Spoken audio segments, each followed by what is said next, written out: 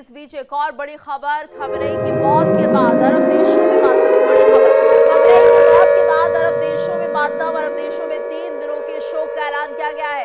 ये बड़ी खबर सामने आ रही है। अरब देशों में भी मातम की खबरें सामने आ रही हैं। खमेनी की मौत के बाद अरब देशों में मातम मनाया जा रहा है। अरब देशों में 3 दिनों के शोक का ऐलान कर दिया गया है। तो बड़ी जानकारी इस वक्त, खमेनी की मौत के बाद अरब देशों में मातम। खमेनी की मौत के बाद यहाँ पर 3 दिनों के शोक का ऐलान किया है।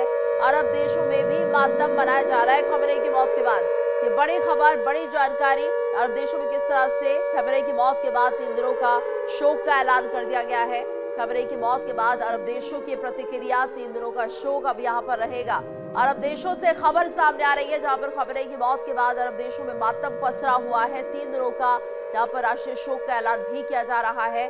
डॉक्टर गुप्ता सर, आपसे भी हम समझना चाहेंगे, अरब देशों का सपोर्ट भी यहाँ पर दिख रहा है और ऐसे में क्या माना जाए कि जिस तरह से ये पूरा मामला सामने आ रहा है। इस बीच एक और बड़ी खबर आ रही है, आपका रिएक्शन लेना चाहूंगी। इजरायली हमले को लेकर बड़ा दावा किया जा रहा है। हमले पर वॉशिंगटन पोस्ट का बड़ा दावा, ट्रंप ने हमले की वकालत की है। वॉशिंगटन पोस्ट, ट्रंप ने ईरान पर हमला करने के लिए दबाव डाला। मोहम्मद बिन सलमान ने ट्रंप को कई बार फोन किया। ये बड़ी खबर, हमले पर वॉशिंगटन पोस्ट का बड़ा दावा। इजरायली हमले को लेकर ये बड़ा दावा किया जा रहा है कि हमले पर वॉशिंगटन पोस्ट ने ये दावा किया है कि ट्रंप ने हमले की वकालत की है और ऐसे में ट्रंप ने ईरान पर हमला करने के लिए दबाव डाला है। ट्रंप ने ईरान पर हमला करने के लिए दबाव डाला। मोहम्मद बिन सलमान ने ट्रंप को कई बार फोन भी किया, लेकिन उसके बाद यहाँ पर ट्रंप को लेकर बड़ी जानकारी सामने आ रही है। डॉक्टर गुप्ता, आपका रिएक्शन में लेना चाहूंगी इस पर। देखिए, एक बात तो कंफर्म थी कि एक कैलिब्रेटेड टारगेटेड अटैक करना था और शायद मैं परसों चैनल पे था और हमें मेरी डॉक्ट्रिन बार बार बोल रही थी कि युद्ध नहीं करेगा अमेरिका। मैं जिन 2 महीना से कर रहा था, युद्ध अमेरिका नहीं करना चाहता। अगर करेगा तो टारगेटेड 2-4 लोग होंगे जिनको अटैक करके एलिमिनेट करेगा वो। और उसके अभी मैं जो 15 दिन से रीड कर पा रहा था, जो डेवलपमेंट हो रहे थे जो इनके टॉक्स के बीच में, मुझे कंफर्म था कि न्यूक्लियर टॉक पे ऑलरेडी डिसीजन हो चुका था अमेरिका से ईरान का और वो सरेंडर कर रहे थे। जैसे राष्ट्रपति ने 4 दिन पहले बोला कि मैं किसी भी तरह से वेरिफिकेशन के लिए तैयार हूं। 3 दिन पहले बोला गया कि खुमैनी ने फतवा जारी कर दिया, मतलब एक रिलीजियस पेपर जारी कर दिया है कि हम लोग कभी भी परमाणु बम नहीं बनाएंगे, हम कसम खाते हैं। और उसके बाद ये सारी चीजें तो मुझे आइडिया लग गया था। मेरी जो अपनी कंसेप्ट कर रहा था कि चीजें अमेरिका के सबसे अंदर चल रही है, लेकिन अमेरिका चाह रहा है, मीटिंग में चाह रहा है कि यहां से खमैनी को हटाओ। अगर ये डिक्लेयर कर दोगे, सारी चीजें जो मीडिया में नहीं आ रही थी, तो हम जो है करेंगे। और वो चीज ये ईरान रेडी नहीं हो रहा था।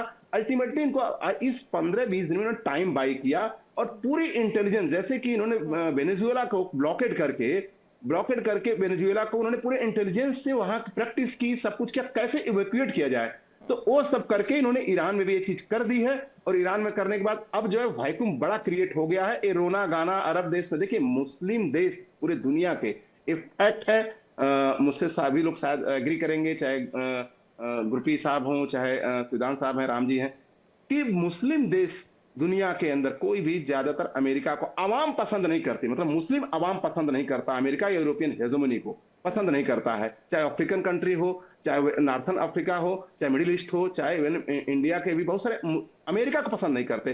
तो ये जो 3 दिन का शोक दिया गया है अरब कंट्रीज में, एक ठीक है, वहां के पब्लिक के हिसाब से, पॉलिटिकल एरेना में जो चाहिए उनके लिए सेंटिमेंट, उसके हिसाब से ठीक है। लेकिन मिडिल ईस्ट के सभी देश प्रॉक्सीज ऑफ ईरान से दुखी थे। ईरान के प्रॉक्सीज को यूरोप को ही परेशान नहीं करते थे, यूएस को नहीं परेशान करते थे, ईरान के ही और देशों, जैसे यूएई पे हमेशा अटैक हुदीस का हो जाता था, उनके किसी भी टैंकर पर हो जाता था, सऊदी अरेबिया को हो जाता था, सीरिया के अलावा कोई सपोर्ट इनका करता नहीं था। तो ओवरऑल सभी परेशान थे इस रेजिम से और प्रॉक्सीज से। और ईरान की जो दादागिरी थी कि मैं ही सबसे बड़ा हूं मुस्लिम कंट्रीज में, वहां पे तुर्की भी इनसे परेशान था। बिल्कुल, तो आप अभी सभी हमारे साथ बने रहिएगा। एक और बड़ी खबर आ रही है इस वक्त की, बड़ी खबर, ईरानी सेना की कमान जनरल वाहिदी हमले में ईरानी सेना के चीफ मारे गए हैं। ईरान में नए कमांडर इन चीफ का ऐलान कर दिया गया है। बड़ी खबर, ईरानी सेना की कमान जनरल वाहिदी को हमले में ईरानी सेना के चीफ मारे गए। ईरान में नए कमांडर इन चीफ का ऐलान किया गया है। ये बड़ी खबर इस वक्त सामने आ रही है। ईरानी सेना की कमान जनरल वाहिदी को सौंपी जा रही है। ग्रुप कैप्टन आलोक जी भी हमारे साथ जुड़े। आलोक सर, आपसे समझना चाहेंगे, जिस तरह से हम देख रहे हैं ईरानी सेना ने यहाँ पर धमकी दे दी है अमेरिका को कि जो अंजाम होगा वो भुगतना पड़ेगा। क्या यहाँ पर ये माना जाए कि एक बड़ी तैयारी के साथ ईरानी सेना मैदान में उतरना चाह रही है और नए कमांडर इन चीफ का ऐलान भी कर दिया गया है? गीतू जी, थोड़ा सा करेक्शन करा लीजिएगा। मैं ग्रुप कैप्टन नहीं, विंग कमांडर आलोक साहब जी, आपके चैनल पे बराबर आता रहा हूँ। ठीक है, माफ कीजिएगा सर। वहां पे देखिए, वहां पर जो सत्ता परिवर्तन हुआ है वो तो मैंने बोला था कि टेम्पररी किसी को नॉमिनेट करेंगे जो सत्ता संभालेंगे, और ईरान जो है वो अपनी बौखलाहट दिखाएगा। अभी आक्रमण ईरान तेज करेगा, इसमें कोई शक नहीं है मुझे।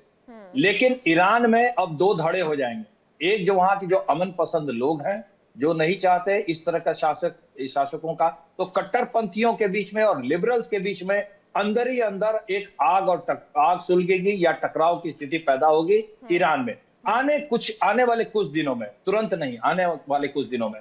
और वो जो होगा वो एक बहुत ही खराब स्थिति होगी ईरान के लिए, क्योंकि वहां ईरान में सिविल वार की भी स्थिति हो सकती है। आप देखिए, जितने भी देशों में अमेरिका ने इस तरह से आक्रमण करके टॉप लीडरशिप को हराया है, मारा है, जैसे आप इराक ले लीजिए, सीरिया ले लीजिए, क्या हालत हो गई इन देशों को।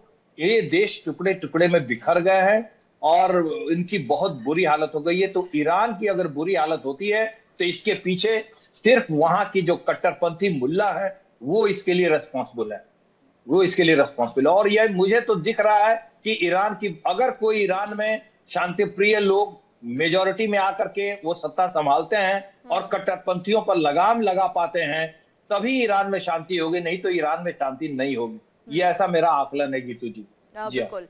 शिवदास सर, देखिए ईरान में तो अब शांति मुश्किल ही हो पाएगी या समय लगेगा इसमें, क्योंकि जिस तरह से पहले भी कहा जा रहा था अंदरूनी हालात जो है वो थोड़े संघर्षपूर्ण हो सकते हैं। एक ऐसी कैटेगरी है जो खमेनी को पूरी तरह से सपोर्ट कर रही है और ऐसे वो लोग भी हैं जो लगातार प्रोटेस्ट कर रहे थे। तो कितना अंदरूनी कलह आप देख रहे हैं, और साथ ही अमेरिका को जिस तरह से धमकी दी जा रही है ईरानी सेना की तरफ से कि उन्हें अंजाम भुगतना होगा, तो किस तरह की तैयारी आपको यहाँ पर ईरानी सेना की लग रही है? क्या कर सकती है ईरानी सेना? देखिए, ईरानी सेना किससे लड़ेगी?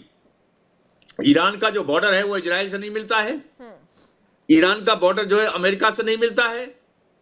तो ईरानी जो सेना है जो आप कह रही है तैयारी कर रही है, वो केवल एक दिखावा है वहां की आम पब्लिक को दिखाने के लिए कि हम तैयारी कर रहे हैं, हम अमेरिका से कर देंगे। इमेजिन करिए कि उनका जो युद्ध होता है सीमाओं पर, वो ईरान में पॉसिबल नहीं है, उसका बॉर्डर किसी नहीं लग रहा है। अभी तक ईरान ने हमेशा इजराइल पर खाली मिसाइलों से, ड्रोनों से, हवाई हमलों से हमला किया है।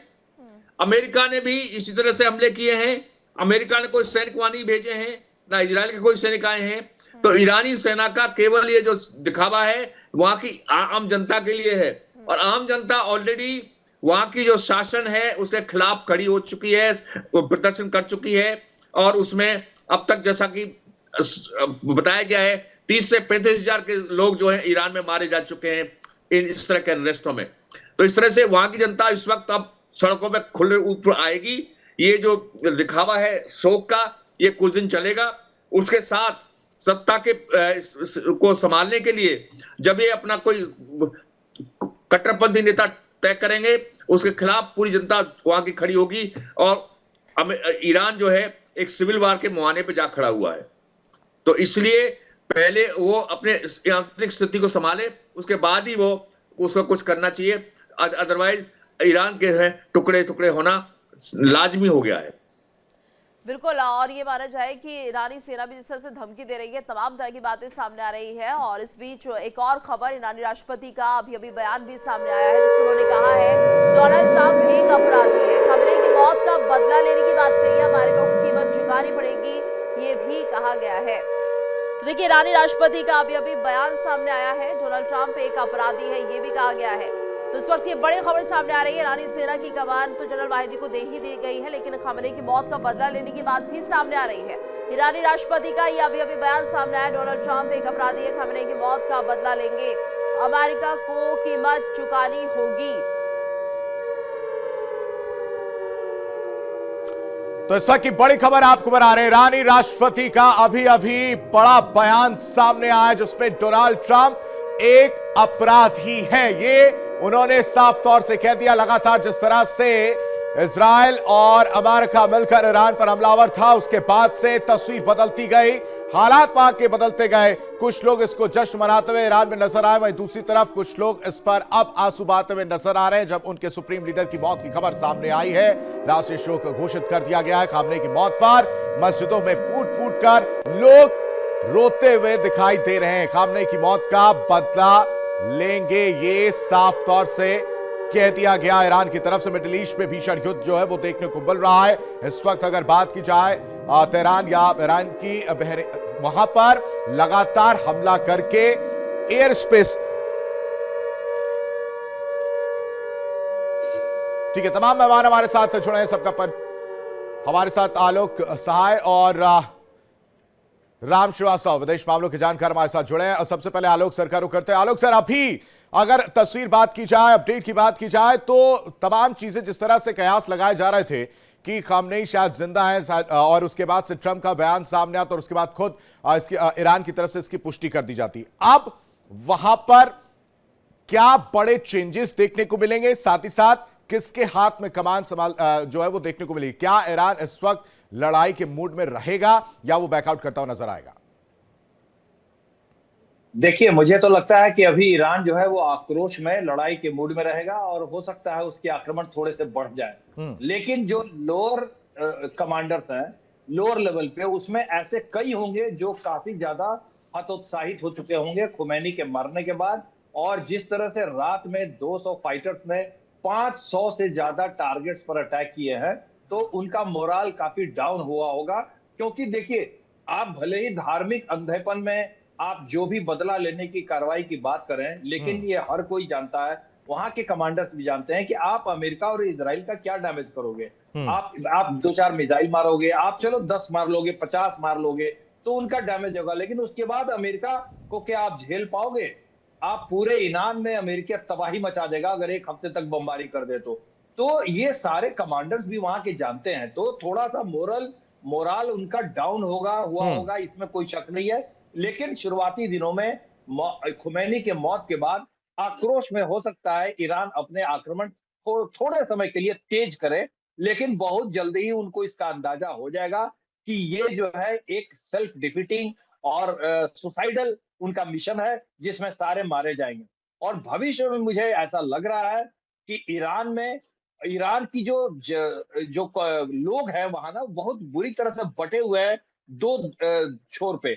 एक तो कट्टरपंथी हैं और दूसरी तरफ बहुत ही लिबरल तरह के लोग हैं। ये आम मुस्लिम देशों में ऐसी स्थिति नहीं है। आम मुस्लिम देशों में धार्मिक कट्टरपंथ वाले भी लोग हैं, तो दूसरे लोग अच्छी तरह से धर्म को मानने वाले हैं। वहां पर बहुत ही एक्सट्रीम लिबरल ग्रुप नहीं है। जबकि ईरान का इतिहास रहा है कि वहां पर स्वतंत्रता के प्रेमी बहुत सारे हैं, बहुत सारे मॉडर्न लाइफ स्टाइल को अभी भी याद करते हैं पुराने समय में, शाह के समय में। और जिस तरह से खुली सांस वहां की औरतें लेती थी, बच्चे लेते थे, जिस तरह से वहां पर एक लेकिन क्या ये इजी रहने वाला है दूसरे शख्स के लिए कि वो ईरान पर जो है एक बड़े सुप्रीम लीडर के तौर पर खड़ा हो सके?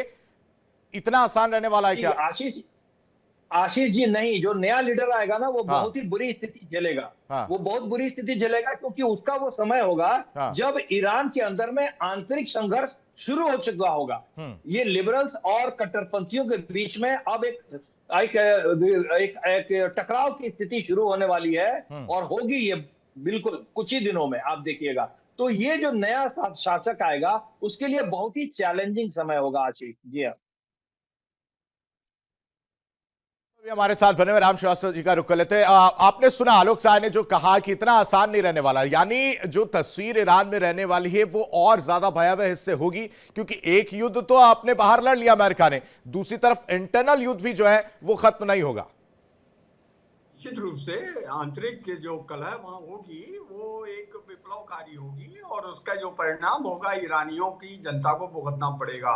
रहा सवाल अभी की जो स्थिति है, ताजा स्थिति, उसके हिसाब से ये बात अपनी जगह सही है कि ईरान की जो सेना है वो निश्चित रूप से एक आक्रामक रुख अपनाएगी। लेकिन कहाँ अपनाएगी? उनकी सबसे बड़ी कमजोरी ये है कि हवाई हमलों को रोकने के लिए उनके पास एयर डिफेंस सिस्टम नहीं है, लेकिन उनकी जल सेना अभी भी ताकतवर है, उनकी पनडुब्बियां अभी भी एक्टिव हैं। और ये बात अपनी जगह सही है कि ये अब युद्ध जो है अमेरिका से थोड़ा अलग हटकर अरब के उन देशों पर है जहां अरब के लोगों ने अमेरिकन शेल्टर ले रखा है। और निश्चित रूप से यही एक कारण है कि कुछ देशों के जो वहां के सुल्तान हैं उन्होंने ट्रंप से कहा था कि आक्रमण करिए। ये खबर भी आपने रिलीज की है। इससे ये पता लगता है कि जैसे बुर्ज खलीफा को कल खाली करा लिया गया, ऐसे यहाँ ऐसे कई वो हैं जिनको ये डर लग रहा है कि ईरान, क्योंकि वो शिया और सुन्नी वाली लड़ाई आज भी वाजिब है